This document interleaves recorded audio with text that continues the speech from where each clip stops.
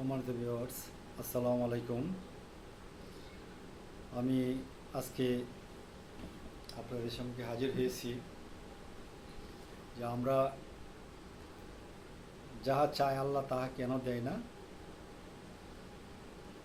আর এটা সম্পর্কে মহান রব্বুল আলামিনই ভালো বুঝেন। সেই মর্মে আমি আজকে একটি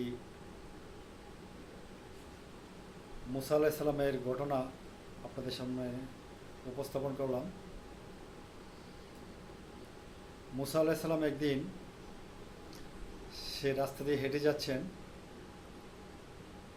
এমন সময় একটি ভিক্ষুক হতদরিদ্র সে রাস্তার পাশে তার সম্ভ্রম ঢেকে রাখার জন্য বালু দিয়ে ঢেকে রাখছেন, তার পরনে কোনো কাপড় নেই।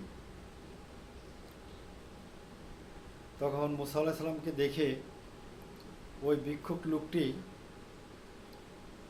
সে বললেন যে মুসা আলাইহিস সালাম যেন আল্লাহর কাছে তার দারিদ্রতা দূর হওয়ার জন্য দোয়া করেন।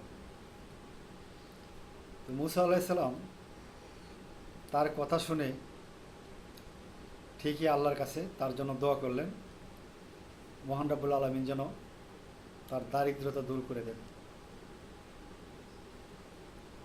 তো মুসা আলাইহিস সালামের ওই দোয়াটি আল্লাহ কবুল করে নেন এবং ওই ভিক্ষুককে প্রচুর ধন সম্পদের মালিক বানিয়ে দেন।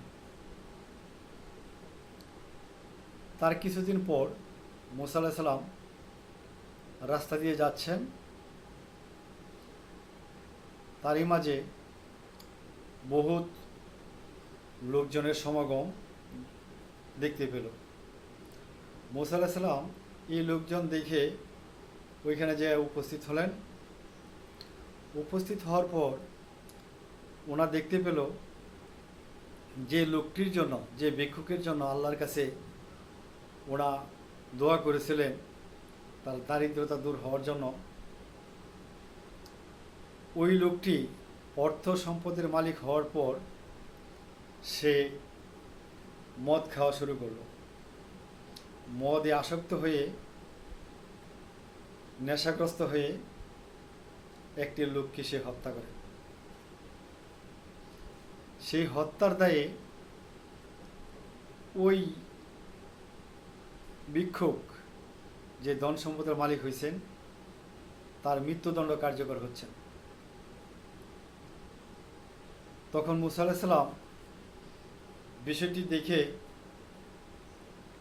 সে আল্লাহর যে সিদ্ধান্ত তার প্রতি সম্মান জানিয়ে আনুগত্য হয়ে আল্লাহর কাছে সে ক্ষমা চাইলেন। সে কেন এই লোকের জন্য দোয়া করলেন, ধন সম্পদের জন্য, কারণ আল্লাহর সিদ্ধান্তটাই সঠিক ছিল।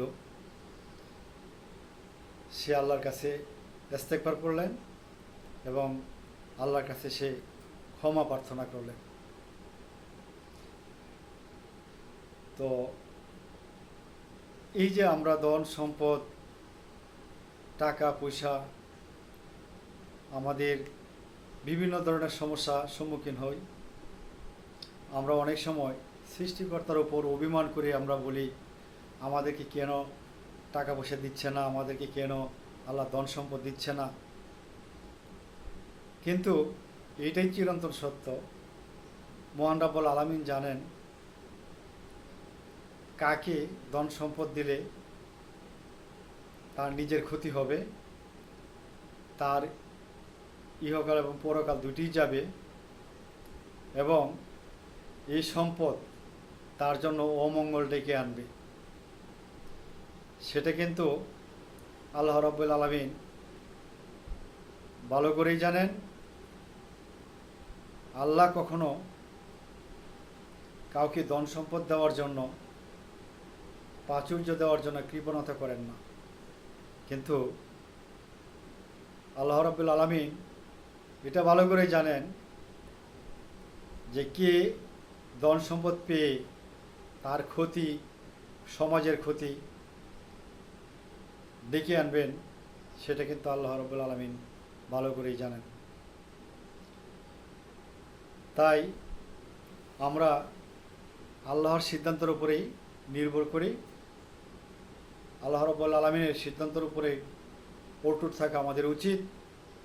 আমরা কখনো কোনো কিছু না পেয়ে আল্লাহর উপর অভিমান না করি, সেটাই হবে আমাদের জন্য মঙ্গল। ধন্যবাদ। যদি ভালো লাগে তাহলে আপনারা সবাই লাইক কমেন্টস করে আমার পাশে থাকবেন। আসসালামু আলাইকুম।